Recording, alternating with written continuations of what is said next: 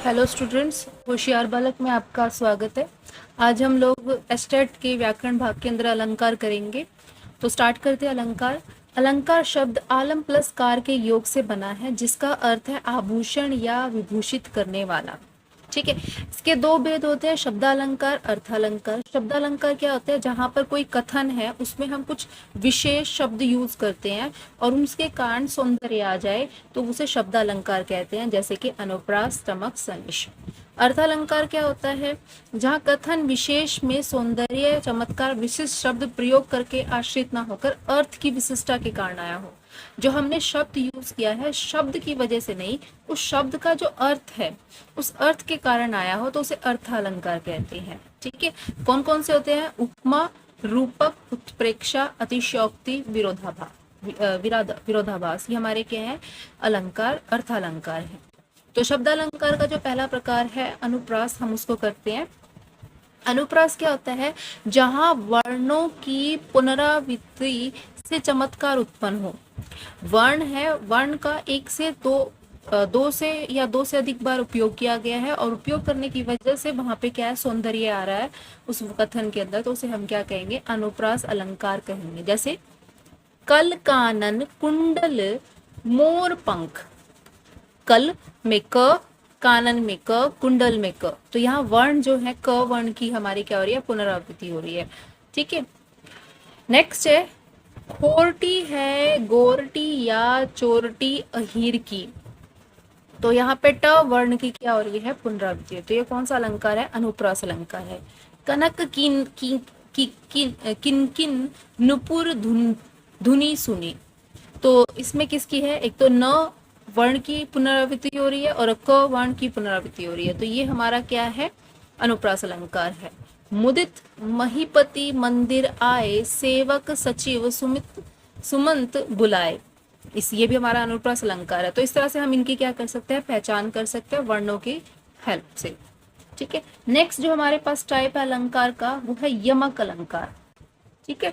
यमक अलंकार में क्या होता है? जब एक ही शब्द दो या दो से अधिक बार हो। देखो अनुप्रास और यमक में अंतर क्या है? अनुप्रास में वर्ण की पुनरावृत्ति होती है, लेकिन यमक के अंदर क्या होता है? पूरा का पूरा एक शब्द ही दो या दो से अधिक बार आता है, और लेकिन उन दोनों ही बार या जितनी बार उसका उपयोग है हर बार उसका अर्थ भिन्न हो, अर्थ भी एक जैसा ना हो, तो उसे यमक अलंकार कहते हैं। जैसे कि कहे कवि बेनी, बेनी बयाल की चुराई लानी।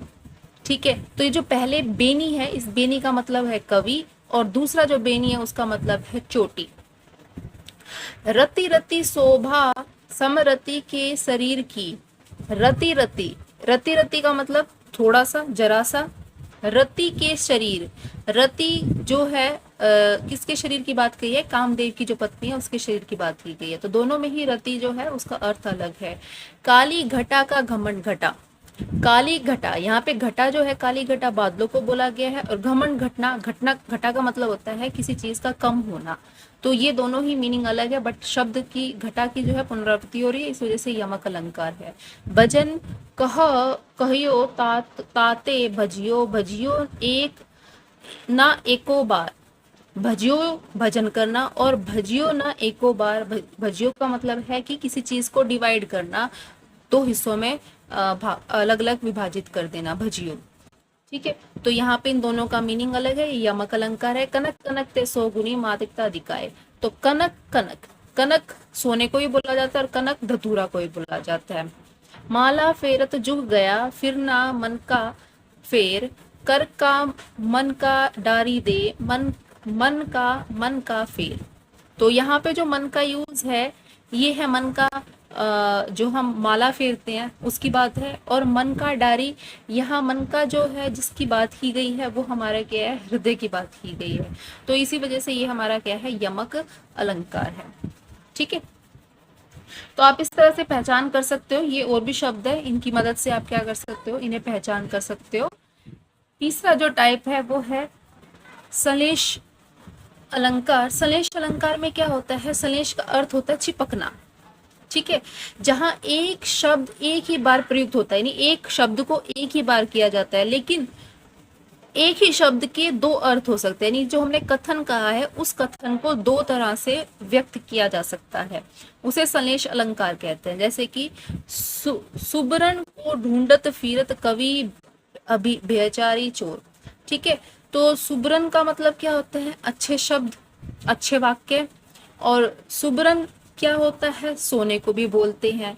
ठीक है, तो यहाँ पर सुबरन जो है उसके दो शब्द, दो अर्थ हो गए, इसलिए ये क्या है? संलेश अलंकार है। मधुबन की छाती को देखो, सूखी कितनी इसकी कलियां।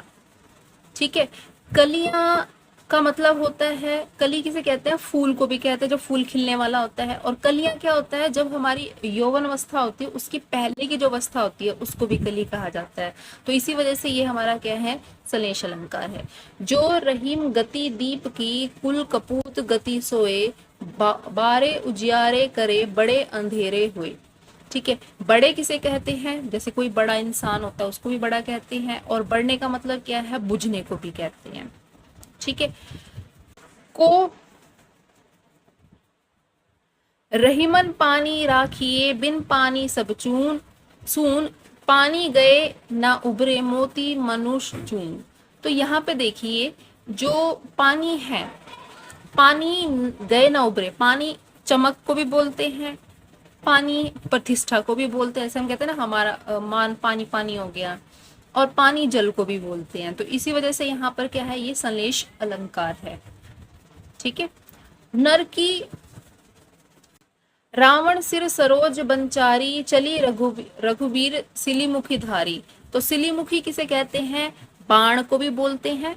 और सिलीमुखी किसे कहते हैं? भवरे को भी बोलते हैं। तो इसी वजह से ये कौन सा अलंकार है? संलेश अलंकार है।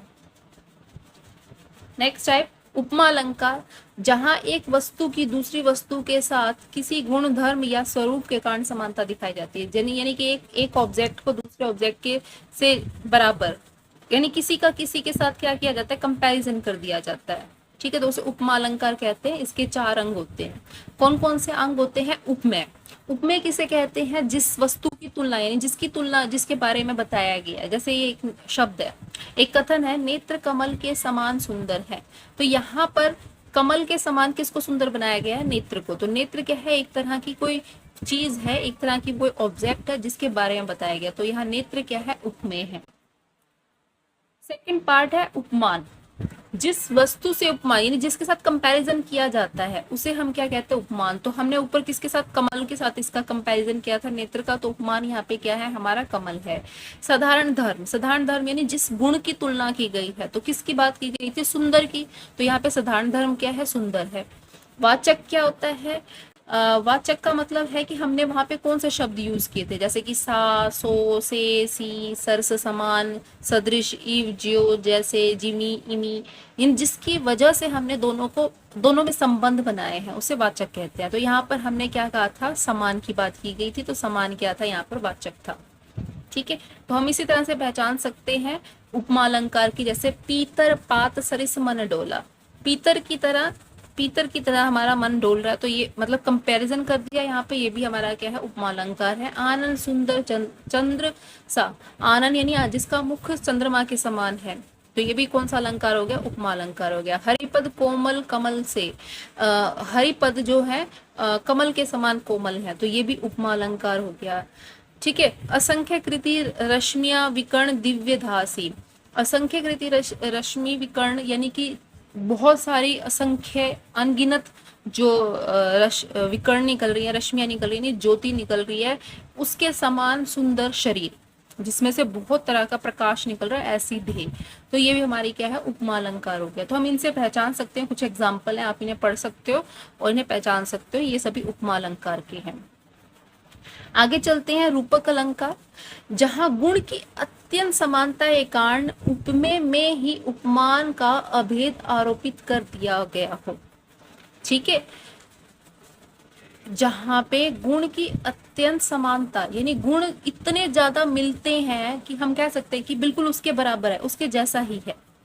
ठीक है, उपमेय में ही उपमान का, उपमेय के को ही उपमान बोल दिया गया हो। ठीक है, उसे रूपक अलंकार कहते हैं। जैसे कि मुख चंद्र तुम्हारा देख सके, मन सागर मेरा लहराता। चंद्रमा के जैसा तुम्हारा मुख देखकर मन जो है जो मेरा सागर जैसा लहराता है। दूसरा आप इसकी पहचान कर सकते हो, यहाँ पर ये जो पहचान है, ये जो चिन्ह है, इस चिन्ह की पहचान कर सकते हो। जब भी रूपक अलंकार आएगा वहां पर ये चिन्ह पाए जाएंगे, तो आप ऐसे ही पहचान कर सकते हो। जो शॉर्ट मेथड है वो यहीं पे ही है रूपक का, कि रूपक में क्या होता है, ये चिन्ह यूज होता है। ठीक है, नेक्स्ट चलते हैं उत्प्रेक्षा। उत्प्रेक्षा में क्या होता है, जहां उपमेय में उपमान की संभावना या कल्पना, यानी कि हम कल्पना करते हैं, हम बताते नहीं है कि वो वही उसके जैसा है, हम क्या कहते हैं कि हमने उसके बराबर कल्पना की है, उसे उत्प्रेक्षा अलंकार कहते हैं। इसकी पहचान क्या है, या तो मानो, मनो, मनु, मनु, जानो, जनु, जनहु, ज्यो, इन शब्दों का उपयोग का, जहां जहां ये शब्द आपको दिखाई देंगे आप उसको वहां पे मान लेना कि वो कौन सा अलंकार है, उत्प्रेक्षा अलंकार। जैसे मानो मई धन अंतर दामिनी, तो मानो शब्द का उपयोग है गया। चमचमात चंचल नयन बिचु घूंघट पट छीन, मनहु शब्द का यूज हो गया, तो इसका मतलब ये क्या है, हमारा उत्प्रेक्षा है। सोहत ओढ़ पीत पाट, सयाम सलोने गात, मनहु दोबारा यूज हो गया, तो इसका मतलब ये कौन सा है, हमारा उत्प्रेक्षा अलंकार है। तो यहाँ पर आपको इन शब्दों को याद करना पड़ेगा। ये शब्द अगर आपको याद हो गए तो इसका मतलब आपको उत्प्रेक्षा अलंकार याद हो जाएंगे। ठीक है, तो ये थे हमारे पास अलंकार, बाकी हम जो है नेक्स्ट वीडियो के अंदर करेंगे।